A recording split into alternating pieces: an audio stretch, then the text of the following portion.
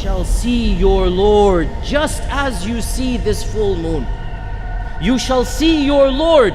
The comparison is to the people looking at the moon and the people looking at Allah. You will see your Lord just as you see this full moon. No one will be fighting. No one will be arguing to see it. Everyone will be able to see Allah subhanahu wa ta'ala.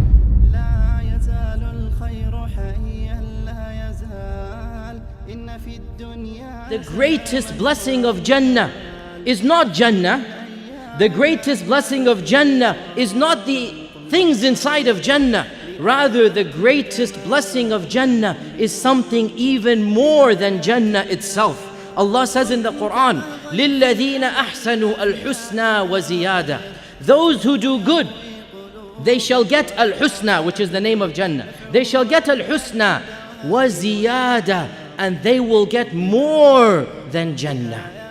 What could possibly be more than Jannah?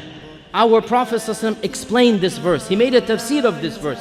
And he said, when the people of Jannah have entered Jannah, Allah subhanahu wa ta'ala will ask them, "Oh my servants, are you happy?" The people of Jannah will say, "Yes, O Allah, we are." Allah will say, "Oh my servants, is there anything more that you want?" The people of Jannah will say, "And what could we want more than this, O Allah? Have you not caused us to enter this paradise? What more could we want?"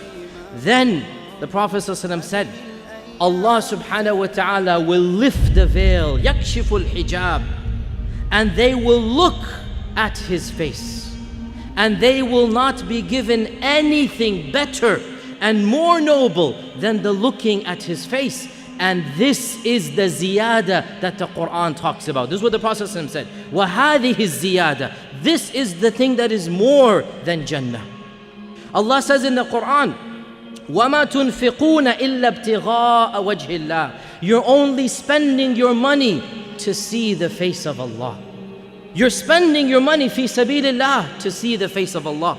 Allah says you're being good to your relatives in order to see the face of Allah.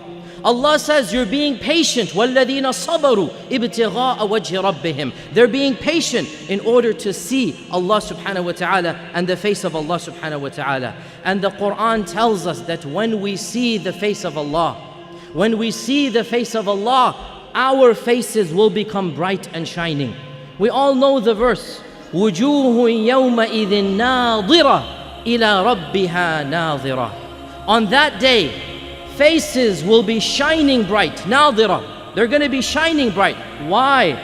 Because they will be looking at their Lord. Ila rabbiha nadira. Ila rabbiha nadira. And this shows us that looking at the face of Allah is the greatest blessing given to us. And that face has been described as Dhul Jalali wal Ikram. The face has been described as a face of Jalal. And Jalal means magnificence. Jalal means honor. Jalal means magnificence. And Ikram means nobility. The face of Allah is a face of honor and a face of nobility. Why?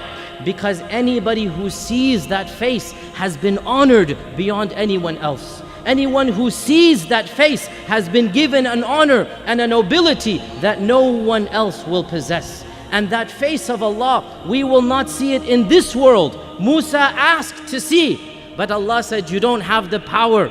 You don't have the power, the capability. That is something only in the next life. And a famous hadith of Abu Dhar al-Ghifari, after Isra al-Mi'raj, when the Prophet ﷺ went up, and he went to a place higher than Jibreel. Jibreel took him up, and Jibreel said, I cannot go anymore. Now you have to go on your own. I'm not allowed beyond this point. So the Prophet ﷺ went higher than any created being has ever been. Then he came back down. Abu Dhar al-Ghifari asked him, this hadith is in Sahih Muslim, very beautiful hadith, very interesting hadith. Ya Rasulullah, hal ra'ayta rabbak? Beautiful hadith. O Messenger of Allah, did you see your Lord? Did you see your Lord? And our Prophet sallallahu alaihi wasallam replied, Noor anna arah. There was light everywhere. How could I see him? Noor anna arah. There was light everywhere. How could I see him? what light is he talking about? What is this light? Our Prophet ﷺ explained in another hadith. He clarified in another hadith. And this hadith is reported by Abu Hurairah in Sahih Muslim as well. And in it he said, Allah Azza wa Jal has taken a hijab. Hijabuhu nur. Allah's hijab is nur. Allah Azza wa Jal has taken a hijab. By hijab we mean a covering. Allah has taken a hijab. What is that hijab? You see, for us, the hijab covers the beauty. It covers the beauty and it envelopes the beauty. For Allah subhanahu wa ta'ala, the hijab itself is beauty, and what is covered is beyond imagination.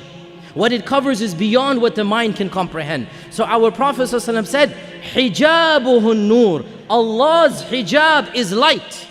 لو كشفه, if he were to lift that hijab, لأحرقت سبحات وجهه ما انتهى إليه بصره من خلقه. The rays of light that come from Allah's face would destroy everything that it sees.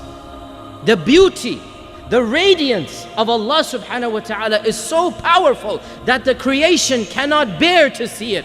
So when the creation cannot bear to see it, out of mercy for the creation, Allah has veiled Himself from us in this dunya. And what is His veil? His veil itself is light. So when our Prophet ﷺ went up all the way to Isra wal Mi'raj, he saw the veil of Allah.